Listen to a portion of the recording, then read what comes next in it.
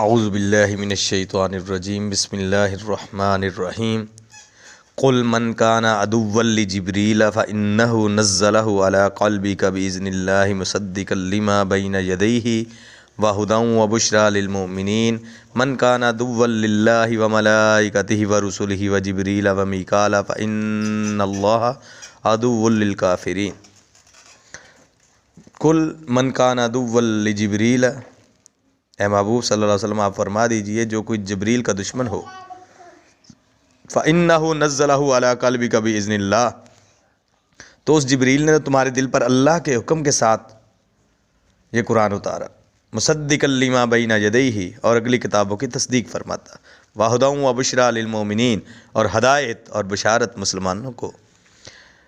من کان عدوا للہ، جو کوئی دشمن ہو اللہ کا، وملائکتہ ورسلہ، اس کے فرشتوں اور رسولوں کا، وجبریل ومیکال، اور جبریل اور میکائیل کا، فإن اللہ عدو للکافرین، تو اللہ دشمن ہے کافروں کا۔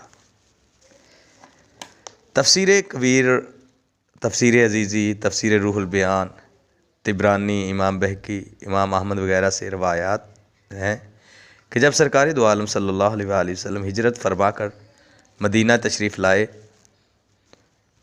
تو فدق کے ایک یہود کی جماعت نے اپنے سردار عبداللہ ابن سوریہ کو لے کر امتحان کی غرض سے آپ کی خدمت اقدس میں حاضر ہوئے۔ ابن سوریہ بولا کہ ہماری کتابوں میں نبی آخر الزمان صلی اللہ علیہ وآلہ وسلم کی چند علامتیں لکھی ہیں، ہم چاہتے ہیں کہ وہ علامات دیکھیں۔ فرمایا آقا کریم صلی اللہ علیہ وسلم نے تحقیق کر لو۔ وہ بولا بتائیے آپ کے سونے کا حال کیا ہے؟ آقا کریم صلی اللہ علیہ وآلہ وسلم نے فرمایا ہماری آنکھیں سوتی ہیں، دل بیدار رہتا ہے۔ بولا آپ نے سچ کہا، آخری نبی کی یہ علامت ہے۔ پھر بولا اچھا چند باتیں دریافت کرتا ہوں جن کو نبی کے سوا کوئی نہیں جانتا۔ فرمایا پوچھو۔ پوچھا کیا وجہ ہے کہ بچہ کبھی ماں کے ہم شکل ہوتا ہے اور کبھی باپ کے؟ فرمایا کہ بچہ ماں اور باپ دونوں کی منی سے بنتا ہے، مگر ان میں سے جس کی منی اوپر رہے یا جس کی منی رحم میں پہلے داخل ہو یا جس کی منی زیادہ اور غالب ہو، بچہ اس کی شکل پر پیدا ہوتا ہے۔ بولا بہت ٹھیک، اچھا بتائیے کہ بچے کا کون سا عضو ماں کی منی سے بنتا ہے اور کون سا عضو باپ کی؟ فرمایا ہڈی اور پٹھے باپ کی، اور گوشت اور خون اور بال اور ناخن ماں کی منی سے بنتے ہیں۔ بولا بالکل سچ کہا، اچھا بتائیے کہ جنتیوں کو جنت میں پہلے کون سی غذا دی جائے گی؟ فرمایا آقا کریم صلی اللہ علیہ وسلم نے مچھلی اور بیل کا گوشت۔ بعض روایات میں آتا ہے کہ زمین کی روٹی۔ بولا ٹھیک ہے، بتائیے کہ یعقوب علیہ السلام نے اپنے اوپر کون سی غذا حرام کی تھی اور کیوں کی تھی؟ فرمایا ان کا ارکن النساء کی بیماری تھی، آپ نے نظر مانی کہ اللہ کریم اگر مجھے اس بیماری سے نجات عطا فرما دے تو میں اپنی مرغوب غذا یعنی اونٹ کا گوشت اور دودھ اپنے اوپر حرام کر لوں گا۔ بولا آپ کی تمام باتیں بالکل سچی ہیں، بس ایک بات اور بتا دیجئے تو میں اپنی جماعت کے ساتھ آپ پر ایمان لے آؤں گا۔ آپ پر وحی کون لاتا ہے؟ آپ کا رفیق و غمگسار کون فرشتہ ہے؟ فرمایا حضرت جبریل علیہ السلام، یہی سارے پیغمبروں پر وحی لاتے تھے اور یہی رفیق ہیں۔ بولا بس ہم آپ پر ایمان نہ لائیں گے۔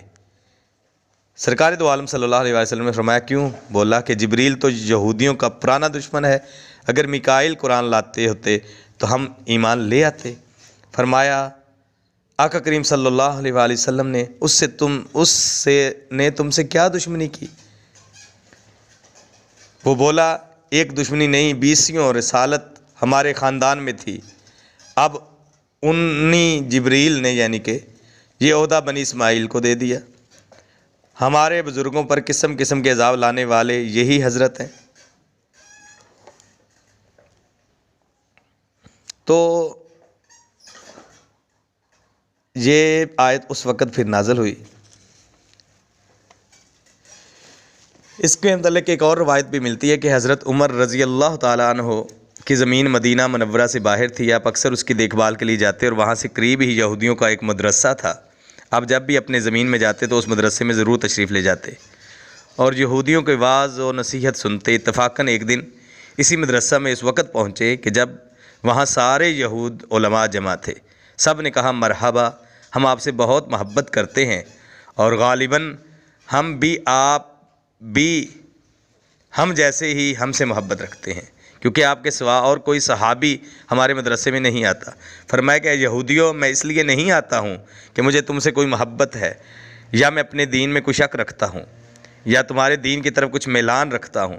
میں تو صرف اس لیے آتا ہوں کہ تمہاری کتابوں سے قرآن کی حقانیت اور اپنے محبوب صلی اللہ علیہ وآلہ وسلم کے فضائل معلوم کر کے اپنا ایمان اور قوی کروں۔ الحمدللہ اتنے روز کی آمد و رفت میں اپنے دین پر اور زیادہ مضبوطی سے قائم دائم ہو گیا ہوں، یعنی کہ میرا یقین اور بڑھ گیا ہے، اور تمہاری بد نصیبی پر افسوس کرتا ہوں کہ تم توریت میں اس نبی پاک صلی اللہ علیہ وسلم کے ایسے فضائل دیکھ کر بھی ان پر ایمان نہیں لاتے۔ تب ان یہود نے یہ تقریر کی کہ جبریل ہمارے دشمن ہیں، کہ ہمارے راز تمہارے نبی تک پہنچا دیتے ہیں، اور ہم پر ساری مصیبتیں انہی کے ہاتھوں آئیں۔ میکائیل ہمارے دوست ہیں، کیونکہ وہ بارش اور رحمت لاتے ہیں۔ آپ نے فرمایا کہ جبریل اور میکائیل کا بارگاہ الہی میں کیا درجہ ہے؟ وہ بولے کہ دونوں بہت ہی مقرب ہیں، دونوں پر تجلیات الہی کا نزول ہوتا ہے۔ جبریل داہنی طرف اور میکائیل بائنی طرف رہتے ہیں۔ حضرت عمر رضی اللہ تعالیٰ عنہ نے فرمایا کہ تم جیسے گدھوں سے زیادہ بے عقل کون ہوگا؟ جب وہ دونوں مقبولان بارگاہ الہی ہیں، پھر جو ایک کا دشمن ہو وہ دونوں کا دشمن، اور جو دونوں کا دشمن وہ رب کا دشمن۔ یہ کہہ کر آپ سرکار دو عالم صلی اللہ علیہ وسلم کی خدمت میں روانہ ہوئے۔ ابھی راستے میں ہی تھے کہ یہ آیت مبارکہ جو ہے یہ نازل ہوئی، اور یہ دونوں آیت مبارکہ جو ہیں ان کا شان نزول اسی طرح ہے۔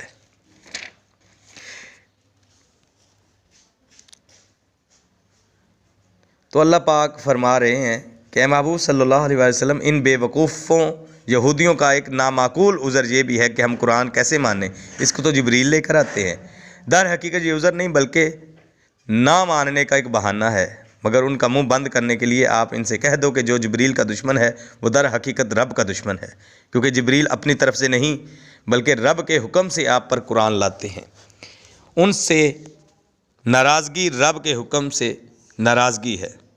ان کو چاہیے تھا کہ جبریل کا احسان مانتے، کیونکہ وہ ایسی کتاب لائے ہیں کہ جو اگلی کتابوں کو سچا کرتی اور سب کو ہر طرح کی ہدایت دیتی ہے اور مسلمانوں کو خوشخبریاں سناتی ہے۔ ان کی مثال تو اس اندھے کی سی ہے کہ کنویں میں گر رہا تھا، کسی آنکھ والے نے اس پر ترس کھا کر اسے وہاں سے ہٹا دیا۔ وہ اندھا بجائے شکر گزار ہونے کے الٹی گالیاں دے کر کہ تو نے میرا ہاتھ کیوں پکڑا، اور ضد میں آ کر کنویں میں چھلانگ لگا دے۔ اس نے اپنا ہی نقصان کیا، بچانے والے کا کچھ نہ بگاڑا۔ اعلان عام فرما دو کہ جو کوئی اللہ اور اس کے فرشتوں اور اس کے پیغمبروں کا اور جبریل و میکائیل کا دشمن ہوگا تو وہ کافر ہے، اور اللہ کافروں کا دشمن ہے۔ انہوں نے بہت سے کفر کر ڈالے، خدا کے فعل پر اعتراض کیا، اس کے خاص بندوں کو دشمن جانا۔ جبریل جو کہ فرشتوں کے سردار اور حاضر باش دربار ہیں، ان سے مقابلہ کی ٹھانی تو الٹے مصیبت میں گرفتار ہوئے کہ خدا کے دشمنوں کی فہرست میں ان کا نام آ گیا۔